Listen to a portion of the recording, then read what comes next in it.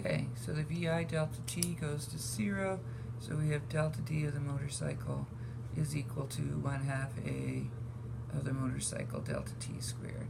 So we have our equation for the delta D of the motorcycle, we have our equation for delta D of the car, and we know how they're connected. They have to add together to give us 1,000.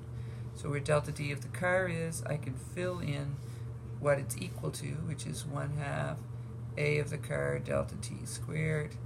Where the delta D of the motorcycle is, I can fill in what it's equal to, 1/2 A of the motorcycle delta T squared, and that's equal to 1,000 meters. Okay, so I have two terms with T squared in it. I also have some halves. Some of you maybe want to multiply by 2 to get rid of the 1/2s, but you don't have to. Whether you do or don't, the next step after you do, or after if you don't, pull out the T squared, and you'd be left with 1/2 A of the car plus 1/2 A of the motorcycle is equal to 1,000 meters. And now to get the T squared by itself, divide by the brackets. So 1,000 meters over 1/2 A of the car plus 1/2 A of the motorcycle. Fill in your numbers. So 1,000 meters, the car was 3.7 meters per second squared plus 1/2. The motorcycle was 4.4 meters per second squared. And remember, this is going to be T squared, not T, so you're going to have to take the square root. And so when you do this, before the square root, I think you get 247. 247 seconds, take the square root, and T is equal to 15 point, I'm not here to do this for me, 247 square rooted, 15.716 seconds. But that's not what the question asked. It asked what position will they pass each other relative to the car. So you really want to know what's the delta D of the car. So you come over here, 1/2 A of the car was 3.7 meters per second squared. Delta T that we just found, 15.716 seconds, and you're squaring it.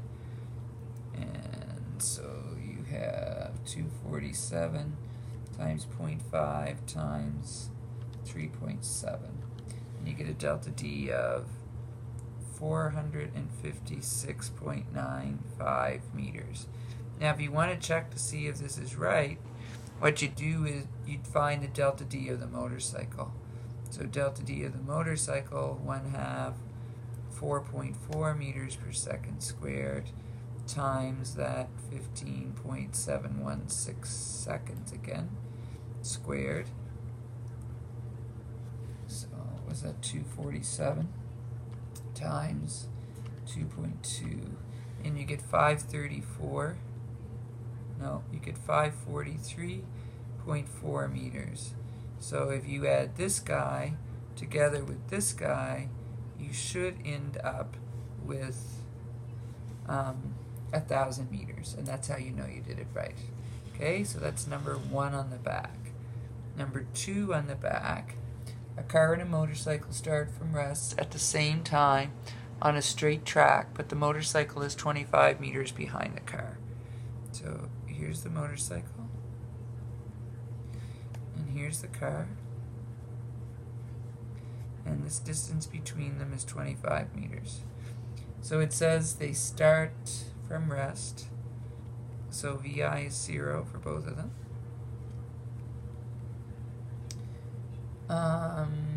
25 meters behind. Motorcycle accelerates at a uniform rate of 4.4 meters per second squared again. And the car at a uniform rate of 3.7 meters per second squared again. How much time elapses? Okay, so again, how are they connected? Well, after some amount of time, the delta D of the car will be this, and the delta D of the motorcycle will be this. If you look at your arrows, hopefully you can see the delta D of the motorcycle must be the distance the car traveled plus 25. And so our equation will be delta D of the motorcycle is equal to delta D of the car plus 25 meters. So now we need a delta D for the motorcycle. It should be VI delta T, 1/2 A delta T squared. Starts from S, that disappears.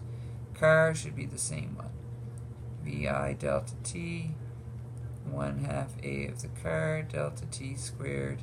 And again, the VI delta T goes to 0. Okay? So now we're going to sub them in up here.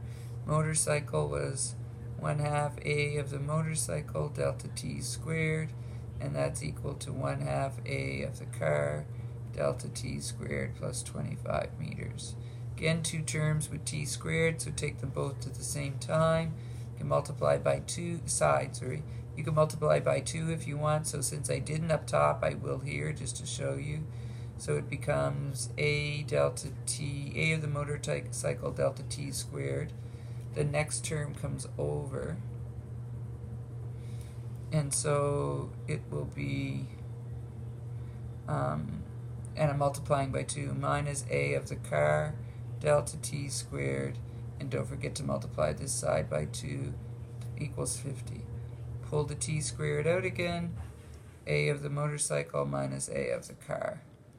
Divide by the brackets, delta T squared is equal to 50 meters, A of the motorcycle minus A of the car.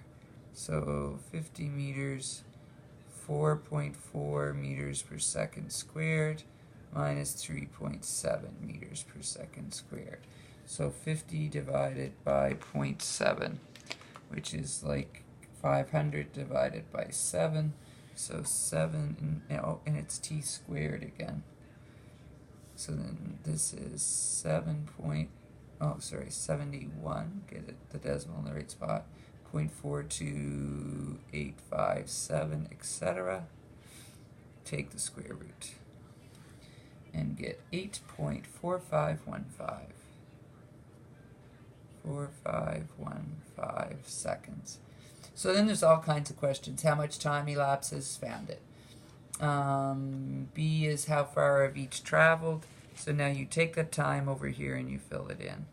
So delta D of the motorcycle is equal to 1/2 4.4 meters per second squared times the 8.4515 seconds squared. And you get a delta D of the motorcycle. So square this and times by 2.2, 157.1429, let's say, meters. And then do the same thing for this one. Delta D of the car, 1/2 3.7 meters per second squared by the 8.1 or 8.45, etc. seconds squared. Delta D of the car equals, so times, what is that, 3.7 times 0.5, 132.1429 if you don't round. So when you look at this value and you look at this value, you might notice that they're 25 meters apart. And that's what they're supposed to be. That's what you used in your first statement up here in this guy. So that's part B. Part C, how far ahead of the car will the motorcycle be 2 seconds later, assuming that both vehicles are still accelerating. So now 2 seconds later, you need to add 2 to this time, find out the delta D of the motorcycle, find out the delta D of the car, find the difference between them. So I'm about to run out of time, so I'll leave that one for you to do, but hopefully it is easy enough. Okay? Hope this helps. Tomorrow we can go over 3, 4, and 5 from the back of that sheet, the last, this sheet, and then we'll go over the new ones for homework. Okay? See you soon.